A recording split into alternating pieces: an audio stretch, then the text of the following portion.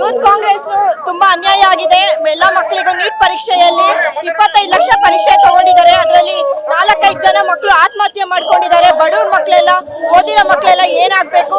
ಹೀಗೆ ಆದ್ರೆ ಎಲ್ಲ ನಮ್ಮ ದೇಶನೂ ಕೂಡ ಬೇರೆ ದೇಶದಂತೆ ಆಗುತ್ತೆ. ಎಲ್ಲ ಪೆಟ್ರೋಲ್ ಬೆಲೆ ಆಗಿರ್ಬೋದು ಎಲ್ಲ ಕೂಡ ಏರಿಕೆ ಆಗಿದೆ.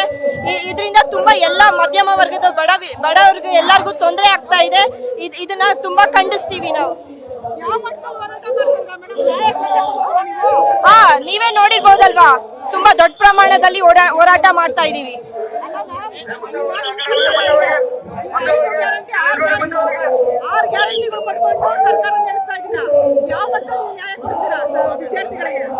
ವಿದ್ಯಾರ್ಥಿಗಳಿಗೆ ನ್ಯಾಯ ಸಿಗೋವರೆಗೂ ಹೋರಾಟ ಮಾಡ್ತೀವಿ.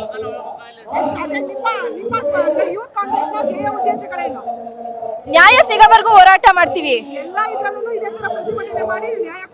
ಹೌದು. ಏನಿವತ್ತು 22 ಲಕ್ಷ ಜನರ ವಿದ್ಯಾರ್ಥಿಗಳ ಮೇಲೆ ಏನಿವತ್ತು ಒಂದು ನೀಟ್ ಸ್ಕ್ಯಾಮ್ ಅನ್ನು ಮಾಡಿದ್ದಾರೆ.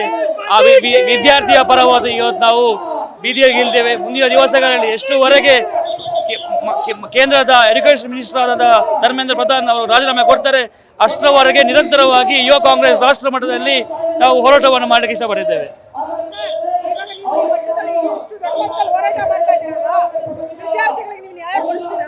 ನೂರಕ್ಕೆ ನೂರು ನಾವು ಹೇಳ್ತಾ ಇದ್ದೇವೆ. ಇದು ನಮ್ಮ ಆರಂಭ. ನಾವು ಮುಂಬರುವ ದಿವಸದಲ್ಲಿ ಉಗ್ರವಾದ ಹೋರಾಟವನ್ನು ಮಾಡ್ತೇವೆ. ಎಲ್ಲೆಲ್ಲಿ ಕೇಂದ್ರ ಮಂತ್ರಿಗಳು, ಎಲ್ಲೆಲ್ಲಿ ಬಿಜೆಪಿಯ ಎಂಪಿಗಳಿದ್ದಾರೆ ಅವರ ಮನೆಗೆ ಮುತ್ತಿಗೆ ಮಾಡುವಂತ ಕೆಲಸ ನಾವು ಮುಂಬರುವ ದಿವಸ ಎಲ್ಲ ಮಾಡ್ತೇವೆ. ಏನಿವತ್ತು ನಾವು ಯೂತ್ ಕಾಂಗ್ರೆಸ್ ಇಂದ ಮಂಜುನಾಥ್ ಗೌಡ ಅವರ ಒಂದು ನಿರ್ದೇಶನದಂತೆ ಇವತ್ತು ಹೋರಾಟಕ್ಕೆ ಇಳಿದಿದ್ದೇವೆ. ಏನು ಕೇಂದ್ರ ಸರ್ಕಾರ ಈ ನೀಟ್ ಎಕ್ಸಾಮ್ ಪ್ರಶ್ನೆ ಪತ್ರಿಕೆ ಸೋರಿಕೆನಲ್ಲಿ ಅವರ ಸರ್ಕಾರ ದಿವಾಳಿತನ ತೋರಿಸ್ತಾ ಇದೆ. ಇವತ್ತು ನಮ್ಮ ಏನು ಇವತ್ತು ಸಿಟಿನಲ್ಲಿ ಅಥವಾ ಹಳ್ಳಿನಲ್ಲಿ ನೀಟ್ ಎಕ್ಸಾಮ್ ಬರೀಲಿಕ್ಕೆ ಸ್ಟ್ರಗಲ್ ಮಾಡ್ತಾ ಇದ್ದಾರೆ ಮಕ್ಕಳು. ಸೊ ಸ್ಟ್ರಗಲ್ ಮಾಡಿ ಅಷ್ಟೊಂದು ಕಷ್ಟಪಟ್ಟು ಅವರು ನೀಟ್ ಎಕ್ಸಾಮ್ ಬರೀಬೇಕಾದ್ರೆ ಇವರು ಈ ಥರ ಅದು BJP ಅವರೇ ಲೀಕ್ ಮಾಡಿದ್ದಾರೆ. ಸೊ ಇಂಥ ಒಂದು ಸಂದರ್ಭದಲ್ಲಿ ಅವ್ರು ಬರೀ ಪಕ್ಷ ಮಾತ್ರ ಕೆಲಸ ಮಾಡ್ತಾ ಇದ್ದಾರೆ ಅನ್ಸುತ್ತೆ. ಬಂತಲ್ಲ ಮೇಡಮ್, BJP ಅವರೇ ನೀವು ಲೀಕ್ ಮಾಡಿದ್ರೆ ಅಂತ ನ್ಯೂಸ್ ಎಲ್ಲ ಬಂದಿದೆ. ಸೊ ಹಾಗಾಗಿ ಇದೊಂದು ಕೇಂದ್ರ ಸರ್ಕಾರ ದಿವಾಳಿತನ ಅಂತಾನೆ ಹೇಳ್ಬೋದು ಮೇಡಮ್. ಕೇಂದ್ರ ಸರ್ಕಾರ ನೀಟ್ ಅಲ್ದಿರಾ ಇವತ್ತು ಪೆಟ್ರೋಲ್ ಆಗಿರ್ಬೋದು, ಡೀಸೆಲ್ ಆಗಿರ್ಬೋದು ಎಲ್ಲ ಬೆಲೆನೂ ಜಾಸ್ತಿ ಮಾಡ್ತಾ ಇದೆ. ಸೊ ಈ ಒಂದು ಸರ್ಕಾರದಲ್ಲಿ ರೈತರಾಗಿರ್ಬೋದು, ನಮ್ಮಂತ ಯುವಕರಾಗಿರ್ಬೋದು ಕೆಲಸ ಸಿಗ್ತಾ ಇಲ್ಲ. ಸೊ ಈ ಒಂದು ಸಂದರ್ಭ ಎಲ್ಲರೂ ಕೂಡ ದೇಶದಲ್ಲಿ ಒಂದು ನೆಮ್ಮದಿ ಜೀವನ ಮಾಡಕ್ ಆಗ್ತಾ ಇಲ್ಲ. ಸೊ ಇಂಥ ಒಂದು ಸಂದರ್ಭದಲ್ಲಿ ನಮ್ಮ ರಾಹುಲ್ ಗಾಂಧಿಯ ಮಾರ್ಗದರ್ಶನ ನಾವೆಲ್ಲ ಕೆಲಸ ಮಾಡ್ತಾ ಇದೀವಿ. ಸೊ ಈ BJP ಸರ್ಕಾರನ ನಾವು ನೆಕ್ಸ್ಟ್ ಮುಂದಿನ ದಿನಗಳಲ್ಲಿ ನಾವೆಲ್ಲ ಯೂತ್ ಏನ್ ಜೆನ್ಜಿ ಜನರೇಷನ್ ಇದೀವಿ ಅವರೆಲ್ಲ ಸೇರ್ಕೊಂಡು ಈ ಸರ್ಕಾರನ ಕಿತ್ತೋಗಿಬೇಕು ಅಂತ ಒಂದು ಇದಾಗ್ತದೆ. ಮಗ ಸೆಕೆಂಡ್ PU ಮಾಡ್ತಾ ಇದ್ದಾನೆ. 2 ವರ್ಷದಿಂದ ಅವನು ಏನು ಕಷ್ಟ ಪಡ್ತಾ ಇದ್ದಾನೆ ಗೊತ್ತು. ನೀಟಿದು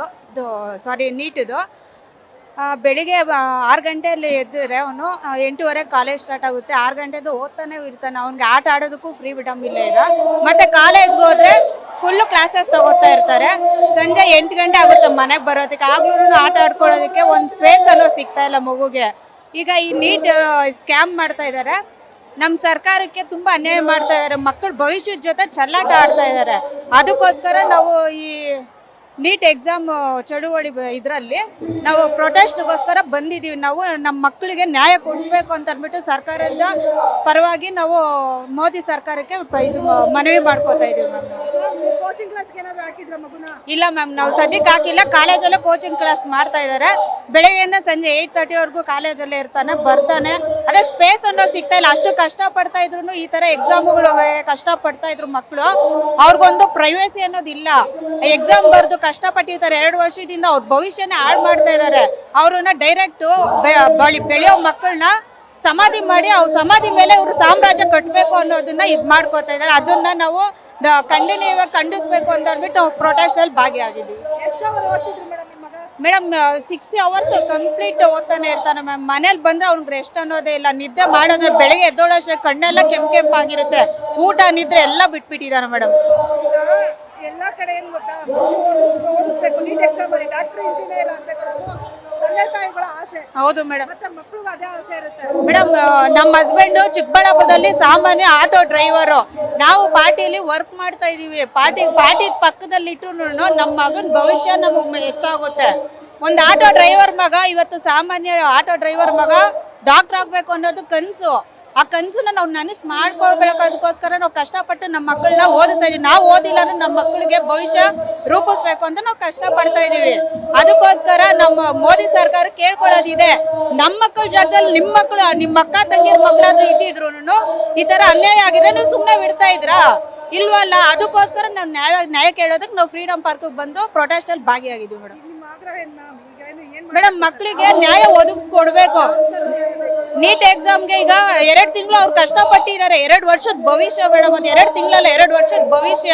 ಅವ್ರಿಗೆ ನ್ಯಾಯ ಕೊಡ್ಬೇಕು. ಮಕ್ಕಳು ಮತ್ತೆ ಎಕ್ಸಾಮ್ ಬರೋದ್ರು ಈಗ ಮರ್ತಿರ್ತಾರೆ, ಕಷ್ಟಪಟ್ಟು ಓದಿರ್ತಾರೆ, ಮರ್ತಿರೋದನ್ನ ಮತ್ತೆ ನೀವು ಎಕ್ಸಾಮ್ ಬೇರೆ ಕ್ವಶನ್ಸ್ ಕೊಟ್ಟು ಮತ್ತೆ ಅವ್ರಿಗೆ ಈಗ ಇದು ಪಾಸ್ ಆಗಿರೋ ಹುಡುಗರೆಲ್ಲ ಫೇಲ್ ಆಗ್ಬೋದು.